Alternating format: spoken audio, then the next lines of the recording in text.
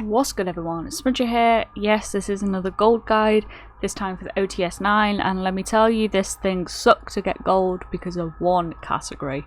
Literally just one category ruined the entire gun for me, and I probably won't ever want to use it again because that's how much it infuriated me.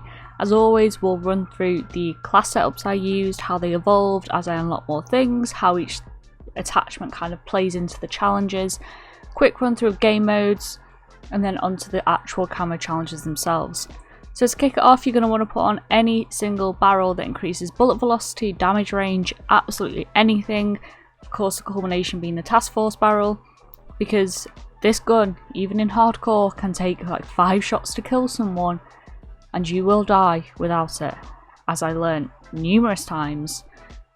Even with a good barrel on there, you will die numerous times in situations that pretty much any other SMG, with the exception of maybe the Bullfrog, would win. And it's soul destroying. It's just so infuriating.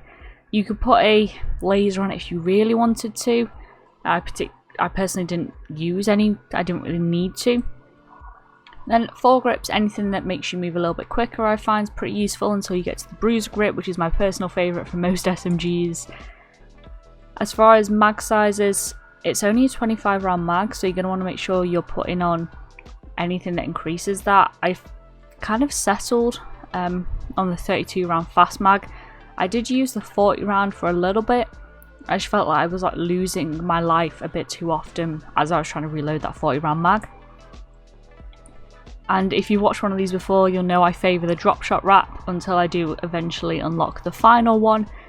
Just because I do like to drop shot, I use it to kind of bob up and down in windows, behind cover, and just pick off enemies that way.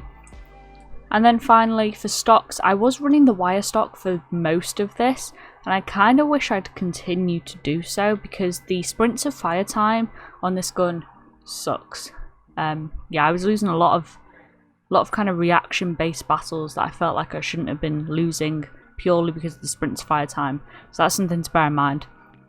Moving on super quickly over to game modes. Obviously face off 6v6 is where it's going to be at.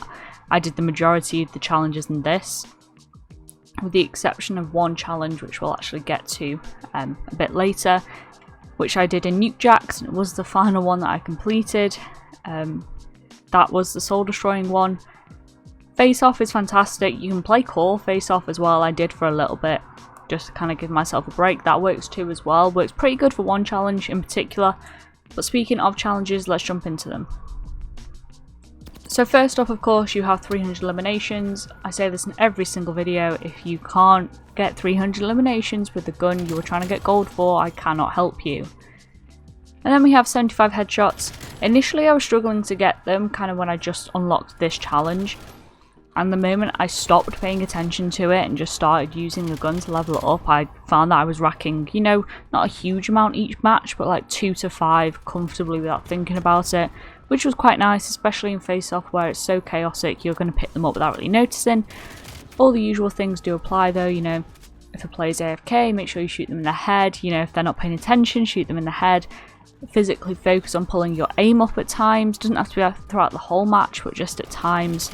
It's better to shoot a couple of bullets over their head and then have the third one hit than just hit them in the chest and never get that headshot. Headshots should come fairly easily with this gun. I personally didn't have any issues, but let me know if you are and I'll see what I can kind of impart on you. Then we have 5 kills without dying 20 times. Again, pretty easy. Face off hardcore is the way to go for this, especially if you're on ICBM. I must have done the majority of this in ICBM, and the like central platform on the map, if you just hop up on that and use kind of that center scaffolding as cover, you can pick up 5 kills pretty easily. It's super hard for your enemies to get you off there, especially if you're using flat jacket and a trophy system. Bit scummy, but it's super hard for them to get rid of you. You'll notice it in face off, you're picking up kind of 3 pieces without noticing, because like you'll hit one and the bullet will travel through and hit 2 more.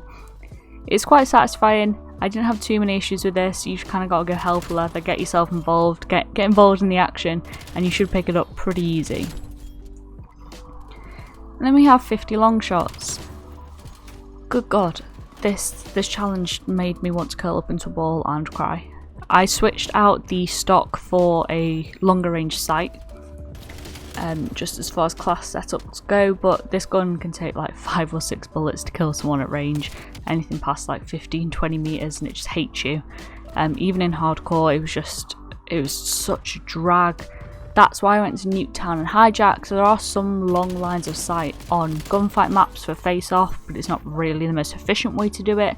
I left this till last purely because when I was trying to kind of multitask and pick up multiple challenges, I was getting so frustrated with the long shots that I wasn't progressing with the other challenges, so I did leave this to the end, just kind of suffered through them all.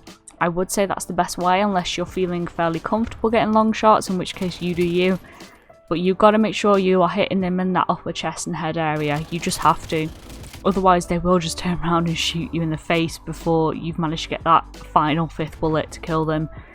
There are some long lines of sight and hijacks. You just kind of have to sit back from the upper windows, especially if you look diagonally across from them, kind of towards ground level, or deck level really.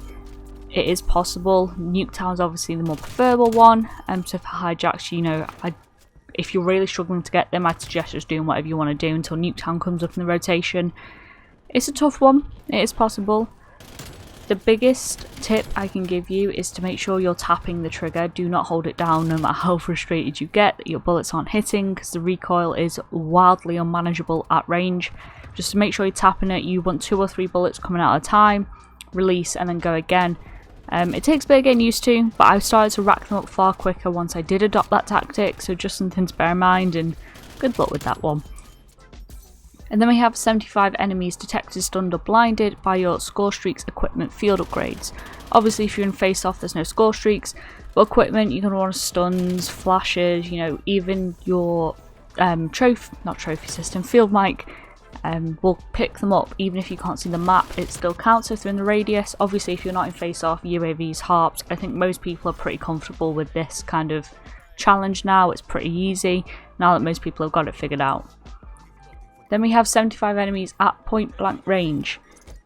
This is usually a tough one for me. I think it's necessary to play super aggressive and get spawn traps. It means you can fly into people, it means that you can just sit directly in a doorway and as they run around you're getting an easy point blank kill.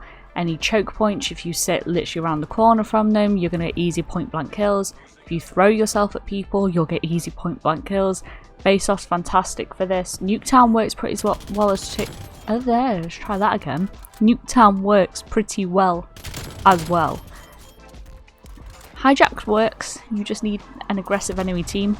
It's kind of like the one map that doesn't lend itself to an aggressive style for point blank because the spawns are so all over the place.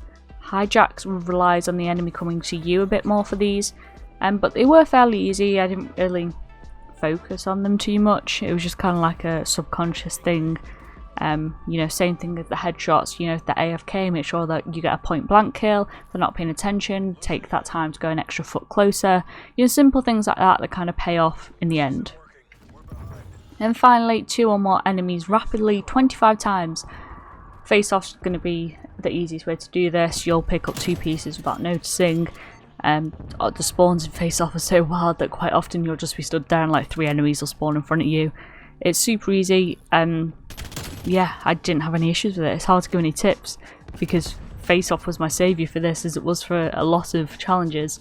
But as always, if you guys have any tips about this camo challenge, about any of the camo challenges, anything you found about the gun that might make people's lives easier, let us know in the comments down below. As always, do like to share these things.